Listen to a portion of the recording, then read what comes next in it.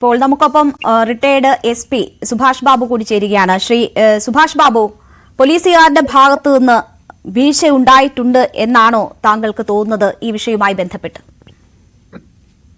അവിടുത്തെ ആചാര മര്യാദ അനുസരിച്ച് അവർ ചെയ്ത് അനുചിതമായി എന്നാണ് എന്റെ അഭിപ്രായം. കാരണം ഞാൻ 1971 മുതല് അവിടെ അതിനു മുമ്പ് ശബരിമലയിൽ പോകുന്ന ഒരു വിശ്വാസി എന്നുള്ള രീതിയിൽ, അതിനുശേഷം ഞാൻ പല പ്രാവശ്യം അവിടെ ഡ്യൂട്ടിക്ക് വേണ്ടി പോയിട്ടുണ്ട്.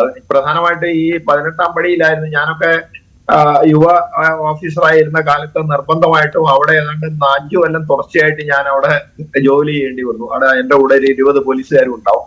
അപ്പൊ അന്ന് ഇത്ര ആളില്ല. അന്ന് പക്ഷേ ബഹുമാന്യായ ശ്രീ വി തമ്പി പറഞ്ഞ പ്രകാരം അന്ന് കല്ലാണ്. ആ കല്ല് കുറെയൊക്കെ ഇങ്ങനെ തേഞ്ഞു പോയി ആളുകൾ നടക്കാൻ പോകാനൊക്കെ ബുദ്ധിമുട്ടുള്ളതാണ്. അത് കഴിഞ്ഞതിന് ശേഷമാണല്ലോ പടിയൊക്കെ നമ്മൾ മാറ്റിയത്. അപ്പൊ അന്ന് ഈ ആളുകളെ അവിടെ ഇത്ര വലിയ ബാഹുല്യമൊന്നുമില്ല. എന്നാൽ തന്നെ ആളുകൾക്ക് കയറാൻ ബുദ്ധിമുട്ടായതുകൊണ്ട് അവരെ നമ്മൾ ഷോൾഡർ താങ്ങി മുകളിലേക്ക് കയറ്റി കൊണ്ടുപോകുന്ന ഒരു സിസ്റ്റമാണ് അന്ന് മുതലേ ഉണ്ടായത്. അതാണ് ഇപ്പോഴും തുടർന്നു കൊണ്ടുപോകുന്നത്.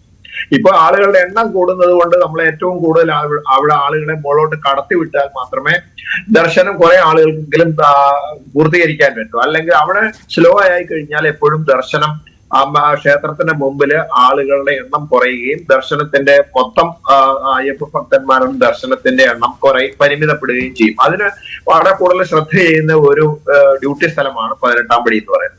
അവിടെ ഡ്യൂട്ടി ചെയ്യുന്ന പോലീസ് ഉദ്യോഗസ്ഥന്മാർ നേരത്തെ അദ്ദേഹം പറഞ്ഞ പ്രകാരം ഒരു സൈഡ് തിരിഞ്ഞിട്ടാണ്. അവിടെ മുമ്പൊക്കെ എങ്ങനെയാന്ന് പറഞ്ഞാൽ ഡ്യൂട്ടിക്ക് അവിടെ പോകുന്ന അവസരത്തില് മുമ്പ് അവിടെ പരിചയമുള്ള ഉദ്യോഗസ്ഥന്മാരെ കൂടെ ഉണ്ടാവും. അവര് ആദ്യം നമ്മളോട് പറയും ഇന്ന രീതിയാണ് ഇവിടുത്തെ ആചാരക്രമങ്ങള്, ആ ആചാരക്രമങ്ങൾക്ക് അനുസരിച്ച് വേണം നിങ്ങൾ ചെയ്യാൻ, അതിന് വ്യത്യസ്തമായിട്ട് നിങ്ങൾ ചെയ്യാൻ പാടില്ല.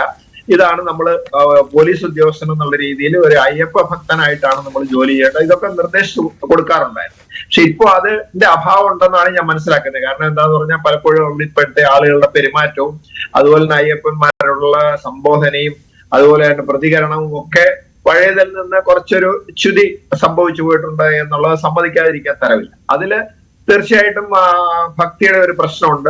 കാരണം എല്ലാവരും ഭക്തിയല്ല. പണ്ട് ഒരു ഡ്യൂട്ടിക്ക് പോയി കഴിഞ്ഞാൽ ഒരു സീസൺ മുഴുവൻ അവിടെ ചെയ്യണം. ഞാനൊക്കെ 28 ദിവസം വരെ ഒരേ സമയത്ത് ഡ്യൂട്ടി ചെയ്തിട്ടുണ്ട്. കഷ്ടപ്പെട്ട അവസാനം ശരീരമൊക്കെ തളർന്നു എത്ര ഊർജ്ജമുണ്ടെന്ന് പറഞ്ഞാലും ശരി, അത്രയും ദിവസമൊക്കെ നമ്മുടെ ആഹാരക്രമം മാറുന്നു. പിന്നെ അതുപോലെ തന്നെ ഭയങ്കരമായ ഡ്യൂട്ടിയാണ്. അവിടെ ചൂടുണ്ടാവും.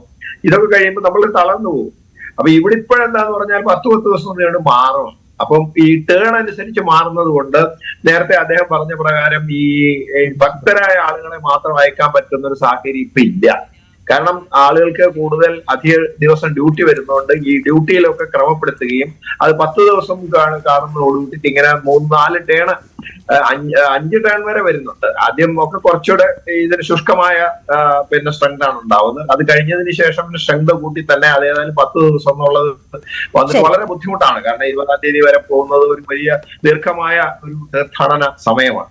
അപ്പൊ അതുകൊണ്ട് ഈ പോലീസ് ഉദ്യോഗസ്ഥന്മാരെ സംബന്ധിച്ചിടത്തോളം അത് ചെയ്യുന്നതിന് അതിന്റെ സീനിയർ ഉദ്യോഗസ്ഥന്മാർ ഇതിനകത്ത് വേണ്ട നിർദ്ദേശം കൊടുക്കേണ്ടതുമാണ്. എന്തായാലും ശരിയത് ഈ പണ്ട് മുതലുള്ള കീഴ്വഴക്കം അങ്ങനെയാണ്. അതായത് നമ്മള് അയ്യപ്പ വിഗ്രഹത്തിന് അഭിമുഖമായിട്ടല്ലാതെ അതിന് എതിർ ദിശയിൽ യാതൊരു കാരണവശാലും പടി താഴോട്ട് ഇറങ്ങാൻ പാടില്ല. അത് പണ്ട് തന്നെ പടി ഇറങ്ങുന്നതിന്റെ കഥയൊക്കെ ഇവിടെ പറഞ്ഞു. പണ്ട് എനിക്കൊക്കെ അറിയുന്നതാണ്.